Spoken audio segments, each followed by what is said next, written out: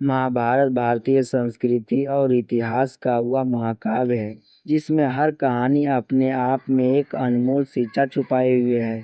यह ग्रंथ न केवल युद्ध और धर्म का दर्शन करता है, बल्कि इसमें हर पात्र का संघर्ष, विश्वास और समर्पण जीवन को दिशा देने का माध्यम बनता है। आज की यह कहानी गुरु शिष्य के संबंध, समर्पण और स्वाभिमान की एक अद्भुत मिसाल है। यह कहानी हमें बताती है कि गुरु की दक्षिणा केवल भौतिक वस्तु नहीं, बल्कि आत्मा और संकल्प का प्रतीक होती है। कुरुक्षेत्र के युद्ध से पहले का समय था। पांडव और कौरव अपने अपने जीवन के सबसे महत्वपूर्ण दौर से गुजर रहे थे। शिक्षा पूरी हो चुकी थी, लेकिन हर शिष्य को अपने जीवन में कुछ ऐसा करना था जो उसे महान बनाए। हस्तिनापुर के पास गुरु द्रोणाचार्य का आश्रम स्थित था। यह वह स्थान था जहाँ युद्ध कला, शास्त्र विद्या और रणनीतिक गुण का ज्ञान सिखाया जाता था।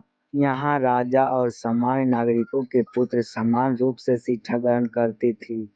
गुरु द्रोणाचार्य अपने शिष्य के प्रति कठोर थे, लेकिन उनके कठोर अनुशासन में ही जीवन की सबसे बड़ी शिक्षा छुपी होती थी।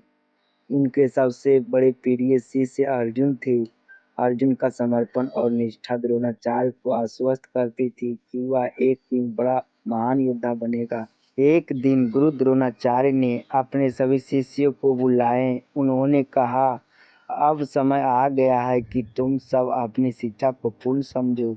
लेकिन शिक्षा पूर्ण तभी होती है जब शिष्य अपने गुरु को दक्षिणा प्रदान करता है।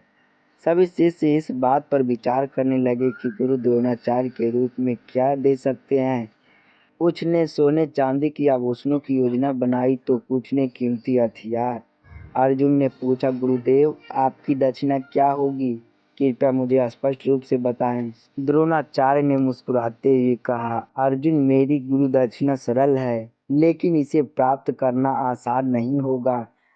तुम मुझे अपनी सबसे बड़ी कमजोरी को जीतकर दिखाओ।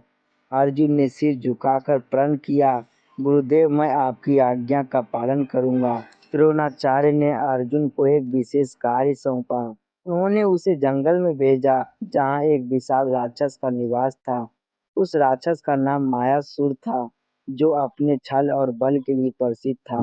द्रोणाचार्य ने कहा, तुम्हें न केवल मायासुर का सामना करना है, बल्कि उसे पराजित करके अपनी सबसे बड़ी कमजोरी को भी पहचानना है। अर्जुन बिना देर किए जंगल की ओर निकल पड़ा। वह जानता था कि यह कार्य केवल उसके शारीरिक बल का नहीं, बल्कि मानसिक धैर्य और बुद्धि की परीक्षा भी है। जंगल घना और भयानक था। पक्षियों की चीख पुकार और राक्षस की गूंजती आवाज ने अर्जुन को बेचैन कर दिया। कुछ ही समय में मायासुर अर्जुन के सामने प्रकट हुआ। उसका रूप अत्यंत भयंकर था। बड़े बड़े दांत, लाल जलती हुई आंखें और काला धुआं छोड़ता हुआ शरीर। अर्जुन ने बिना देर किए अपना धनुष उठाया और बाण चलाना शुरू किया, लेकिन हर बार मायासुर बाण को रोक देता या उसका प्रभाव ही खत्म कर देता। अर्जुन ने कई बार आक्रमण किया, लेकिन असफल रहा। मायासुर ने अर्जुन का उपहास करते हुए कहा, तुम केवल शास्त्रों पर निर्भर हो, जबकि युद्ध में शास्त्र से अधिक महत्वपूर्ण है बुद्धि और धैर्य।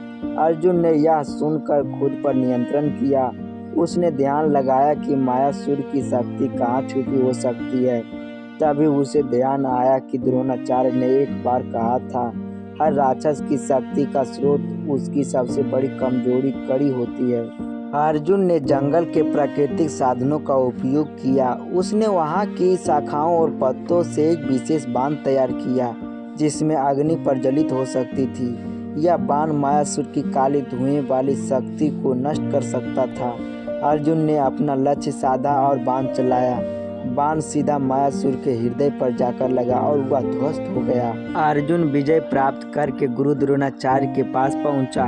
उसने सारी घटना विस्तार से सुनाई। गुरु द्रोणाचार्य ने कहा, अर्जुन तुमने केवल मायासुर को नहीं, बल्कि अपने सबसे बड़े भय को पराजित किया है। यह तुम्हारी गुरु दक्षिणा है। तुमने यह सिद्ध कर दिया कि केवल शास्त्रों से नहीं, बल्कि अपनी बुद्धि और धैर्य से भी युद्ध जीते जा सकते हैं। गुरु द्रोणाचार्य ने अर्जुन को सिखाया कि जीवन में केवल बाहरी साधनों पर निर्भर रहना पर्याप्त नहीं है। हर शिष्य को अपने भीतर छुपी शक्तियाँ और कमजोरी को पहचानना चाहिए। जब हम अपने भय को पहचानते हैं और उसे हराते हैं, तभी हम अपने जीवन में सच्चे अर्थों में सफल होते हैं। इस कहानी से हमें यह शिक्षा मिलती है कि गुरु और शिष्य का रिश्ता केवल शिक्षा तक सीमित नहीं होता, बल्कि यह जीवन की हर परीक्षा में शिष्य को आत्मनिर्भर बनाता है। गुरु द्रोणाचार्य केवल भौतिक वस्तुओं का लेन देन नहीं, बल्कि समर्पण, परिश्रम और आस्था का प्रतीक है। अगर यह कहानी आपको अच्छा लगे तो अपने दोस्तों के साथ शेयर करें। महाभारत जैसे महाकाव्य की शिक्षाओं को जीवित रखें।